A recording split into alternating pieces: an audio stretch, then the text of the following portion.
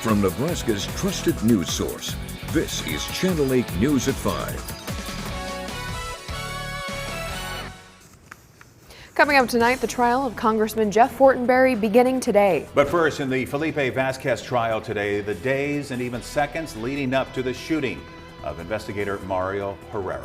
Good evening, everyone, and thank you for joining us. The murder trial for Felipe Vazquez continuing today in Columbus, with investigators outlining digital footprints. From location services to Snapchat information pulled from the phone believed to be Vasquez. Investigators help explain some of the days and hours leading up to the shooting. Channel 8's Macy Meyer is in Columbus today with the details. Day 8 of the Felipe Vazquez trial dove into the nitty-gritty, from cell phone use around the time of the shooting to what police believe was used to break the window that Vasquez and Orion Ross escaped out of on August 26, 2020. In the courtroom on Wednesday, investigators showed pictures and even a video taken from data collected from a phone said to belong to Felipe Vazquez. Pictures of Orion Ross and Vasquez dated just 3 days prior to Officer Herrera being shot. Additionally, a video less than a second long that stood out. And at 11:34 of August 26, 2020, was there a video that caught your attention? Yes, sir. Frazee says while the video was short, you could still make out Orion Ross and another person located inside a bedroom just minutes before investigator Herrera was shot. The defense objected to almost all of the statements made by Frazee about the messages and videos found on the phone. All objections were overruled. Tonight at 6, I'll have more on what was found at the crime scene and an altercation between Felipe Vazquez and Lincoln police months after investigator Herrera had died. Reporting in Columbus, Macy Meyer, Channel 8 News. And speaking of trials, a big day today in California. Jury selection started today in the federal trial for Nebraska Congressman Jeff Fortenberry. He's accused of accepting money from a foreign national for his campaign and then lying about it to the FBI. Fortenberry was indicted on 1 count of scheming to falsify and conceal material facts, along with 2 counts of making false statements to federal investigators. He has pleaded not guilty to all charges, and since the very beginning, he's denied the allegations. Thanks to you, Lincoln police are able to solve some crimes even with very little information. And we have 2 more cases they need your help with right now. Well, once again, here we are, another Wednesday, and a couple more cases to take a look at. And our first one is something that you see every so often, that this sort of thing just tends to happen, I guess you could say. Yeah, so on February 4th, an employee at Noel's Liquor Store near 48th and Vine, she was getting ready to close up at the end of the day, but some customers came in, so she decided to help them. She had left her purse on the chair as she was, starting to close up the shop for the night, and a customer comes in. You'll see them on the video. There's a woman in a white jacket who begins kind of circling the chair and acting pretty suspicious around it, and in the end of the video, you'll actually see her walk off with the purse. So great cameras. We got some really good pictures of her. We also got some pictures of a male that arrived with her. He's not being accused of any crime, but we are sharing images of him to see if maybe his identity could help identify her. They left together in early 2000s gold Chevy Impala. So we're asking the city of Lincoln to help us get them identified. So the second one here is kind of similar to something we saw recently. It seems a little familiar, but this one has a completely different outcome than what we had before. Yeah, so this one happened on January 7th. A homeowner in the area of South 27th and Van Dorn, he was sitting in his vehicle with his garage open as he had just arrived home from work. Through his rearview mirror, he saw somebody approach his vehicle, so he got out to see what they needed. As he did, he must have spooked the person because they were trying to take off with his golf clubs. So they dropped the golf clubs and ran off. This is where it gets similar to a case we had last week. We were looking for a very specific minivan. This one is a late 80s to early 90s banana yellow colored Chrysler Town & Country or Dodge minivan with wood paneling on the side. So we're confident somebody in Lincoln knows where this minivan parks or who drives it. It's not something that you see every day. Definitely stands out. Yeah. So if that is something that's stuck out to you before that you happen to know, or for our other case for that matter, what do folks need to do? They can call Lincoln Police Department directly at 441-6000. They can call Lincoln Crime Stoppers at 475-3600, or they can click on any of the links at lincolncrimestoppers.com to leave an anonymous tip. Excellent. Well, here's one more look at those. Take a good look as we flash them up on the screen there one more time for you. And we will have a couple more cases again in a week from now. And that was reporter Nathan Grieve there in that story for us, so thanks to him for that. In other news now, the NSP bomb squad spent the day disposing of some unsafe explosive items. Take a look. That'll get your attention. Make 'em jump there for a little bit. This is held at the National Guard training site in Hastings. It's done in a specially designed sand pit for explosives. This included explosive powder mixtures that had been seized during some criminal investigations. The State Patrol tells us that they get about 10 to 20 calls a year for disposal of explosive devices. Well, the push is on to get more Nebraskans into post-secondary education. Lawmakers will decide whether to adopt a special resolution. Right now, around 58% of Nebraskans aged 25 to 34 have some form of post-secondary degree. This resolution will push that goal to 70%. Those who support it say we need to be competitive with other states and attract and retain businesses and industries that require highly skilled employees and pay high wages. If we're going to grow this state of Nebraska, we've got to be able to develop and find the right talent for the jobs that were needed. And this is an ever-growing problem. Even though we're at one of the lowest unemployment rates in our history, we still have a growing number of jobs that need to be filled. The Nebraska Legislature Education Committee is introducing LR 335. Lawmakers are expected to vote on the resolution on April 12th. Let's head on over and check in with Chief Meteorologist John Dissauer now. And John, a beautiful Wednesday on tap. Yeah, I hope you got a chance to get out and enjoy some of it today. We saw a lot of sunshine this morning, as expected late this afternoon. Clouds have been on the increase, but we're still staying mild for now. There is a cold front beginning to move in, in fact, it's halfway through the viewing area right now, and that'll bring some cooler air for tomorrow. But this evening it's looking pretty nice. Live look from Southeast Community College showing you the clouds that are moving in as we look off to the south and east.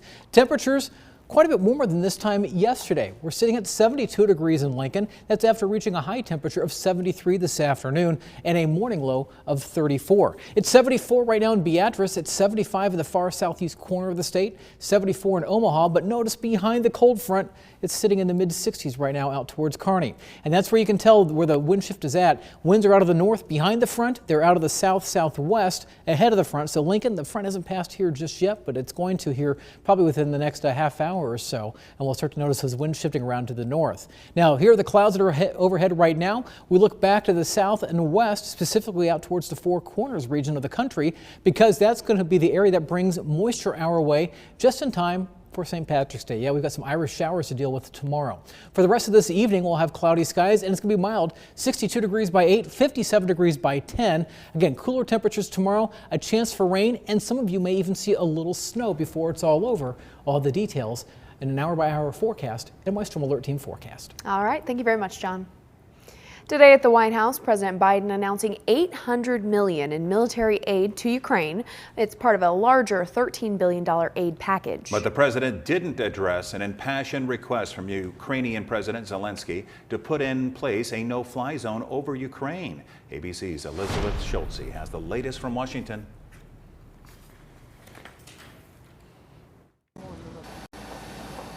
As the war in Ukraine enters its third week, Ukrainian President Volodymyr Zelensky making a direct appeal to the U.S. to help bring peace to his country.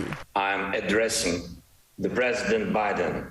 Being the leader of the world means to be the leader of peace. In a rare virtual address to Congress, Zelensky pleading for a no-fly zone over Ukraine to prevent Russian air attacks and asking for more military aid and economic sanctions against Moscow. President Biden responding with praise for Zelensky and for the first time saying he thinks Russian President Vladimir Putin has committed war crimes. I think he is a war criminal. The president laying out $800 million in new military support to Ukraine, including anti-aircraft systems. It's part of a broader $13 billion aid package Biden signed into law Tuesday. The White House announcing the U.S. is also supplying Ukraine with armed drones. But the president once again rejecting a no-fly zone over Ukraine, making clear this is Ukrainians' war to fight. We're going to give Ukraine the arms to fight and defend themselves through all the difficult days ahead. Across Ukraine, scenes of devastation and destruction as Russia ramps up its indiscriminate bombings. Under relentless shelling, Ukrainian forces are displaying resilience. Satellite images show several Russian helicopters destroyed at an airbase in the southern part of the country. The leader of NATO urging a diplomatic solution as a fourth round of peace talks drags on. The Ukrainians also are saying that they have seen some steps in the right direction is because they have been able to fight back. U.S. National Security Advisor Jake Sullivan spoke with his Russian counterpart today in the first high-level engagement between the two countries since the war began. Elizabeth Scholze, ABC News, Washington. And coming up, an unexpected drop in crude oil prices, now under $100 a barrel. What this could mean for gas prices next. Plus the latest on the deadly crash in Texas that killed 6 college students. We'll be right back. I'm Jeff Fortenberry, and I approve this message.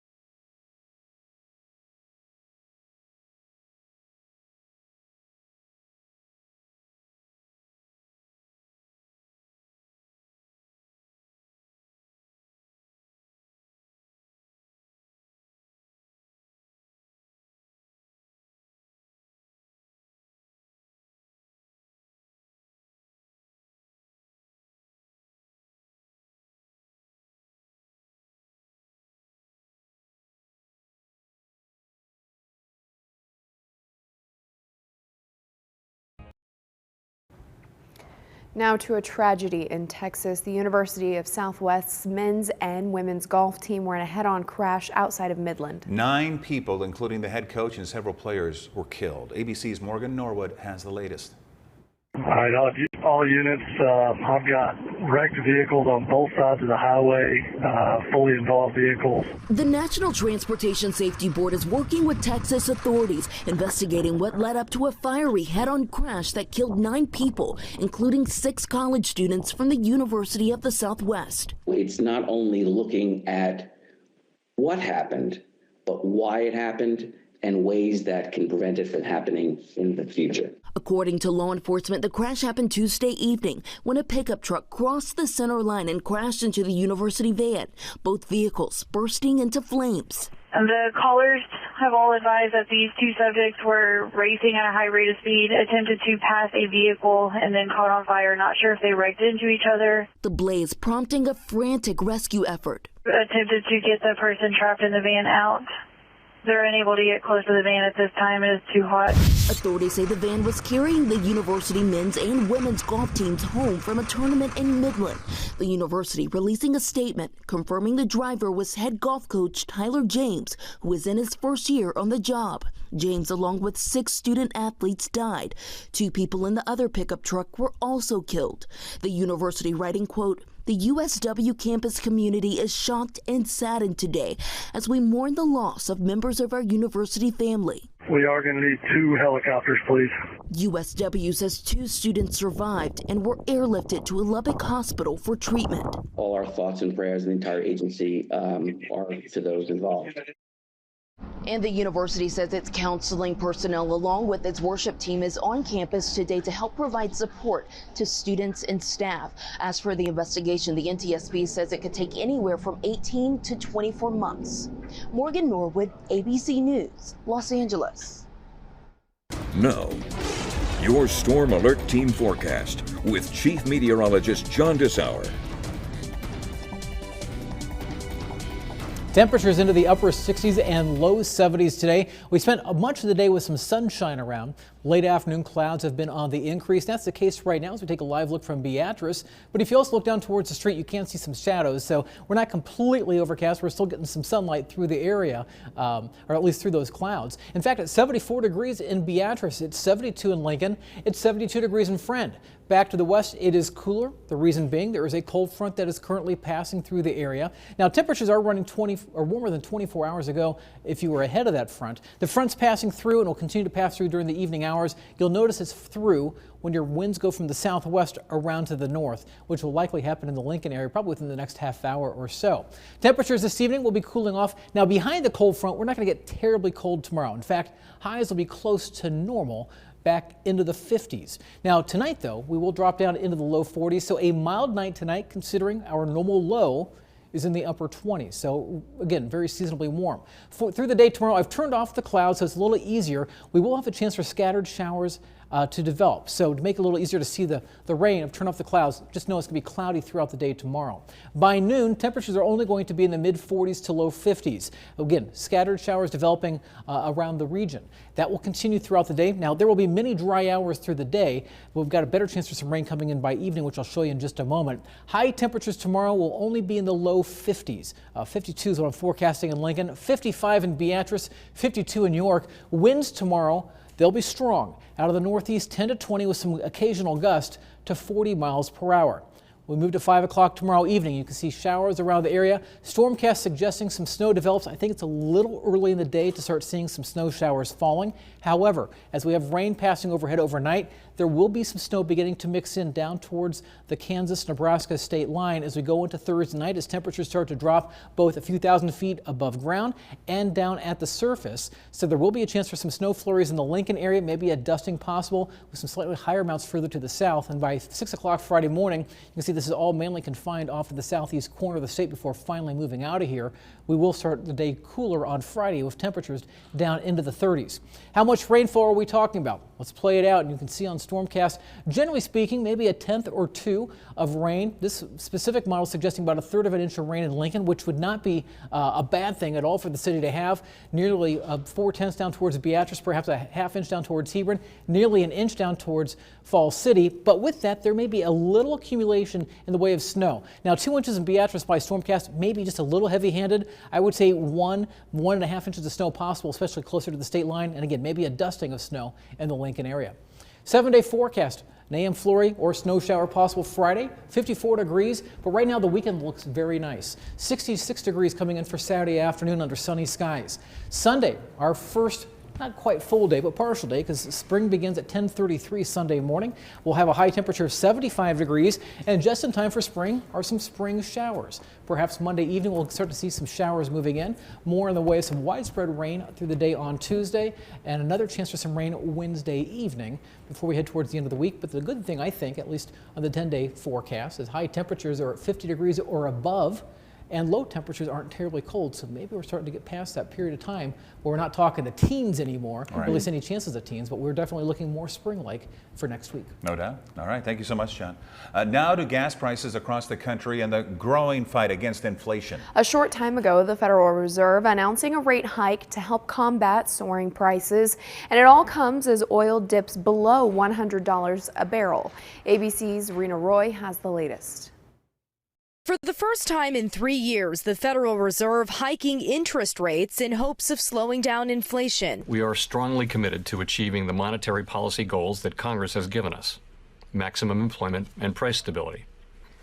Today, in support of these goals, the FOMC raised its policy interest rate by 1/4 percentage point. The decision announced after a 2-day meeting with the goal of keeping the U.S. economy running, a delicate dance of raising borrowing costs just enough to slow spending and stabilize prices without causing a recession. So how does this affect the average American? It means paying more money to borrow money. That includes new mortgages, car loans, and credit cards. This comes as people coast to coast dig deeper into their pockets for everything from food and rent to gas prices, which were going up even before the U.S. sanctioned Russia for its invasion of Ukraine. Though gas prices are still high, the rise in cost does seem to be slowing down. The national regular gas average staying the same for 3 days in a row. The price of oil is below $100 a barrel right now, and if it stays that way, we could see gas dip below $4 a gallon within the next few weeks. The cost of oil has had a ripple effect on the economy. Some airlines like Delta saying they'll be hiking prices on some of their flights because they're paying so much more for fuel. Both Uber and Lyft implementing a new surcharge of up to 55 cents a ride for the rising cost of fuel. That money will go directly to drivers. Rena Roy, ABC News, New York. Good news on Wall Street, though, big jumps in the positive range. The Dow gaining 519 points, NASDAQ also moving up 488. Here are your numbers. You're watching Channel 8, Nebraska's trusted news source. Tonight, after the powerful testimonies, get to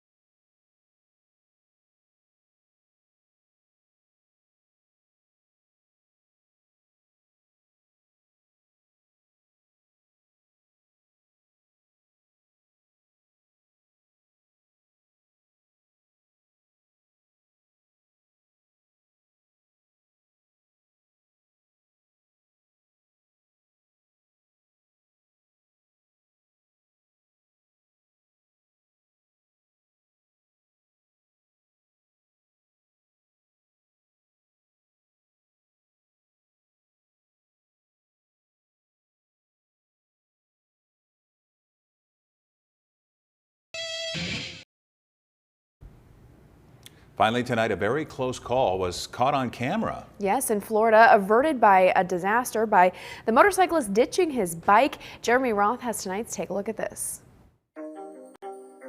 Watch a motorcyclist save himself from nearly coasting off the edge of a Florida drawbridge by bailing out at the very last second. Police say rider Mark Hagan told them he was cleaning his helmet's visor when he passed warning lights and crashed through a traffic arm. Realizing the drawbridge was opening, Hagan ditched the motorcycle mere feet from the edge, leaving the bike and its trailer dangling off the Daytona Beach Bridge. Police say Hagan was not seriously injured, but was issued a citation for careless driving. Authorities were later called in to clean up the close call crash. Authorities in at least 2 major cities are leaning on surveillance video to help figure out who may be stealing huge amounts of fuel from gas stations. In Long Beach, California, security video shows multiple suspects working in tandem, using a truck hiding large 500-gallon containers to attempt to steal huge amounts of diesel fuel. Police were able to arrest one suspect and confiscate the vehicles, but the owner reported of other stations hit. In Houston, a station owner reported thousands of dollars in stolen fuel after noticing a black van parked directly over their underground storage tanks.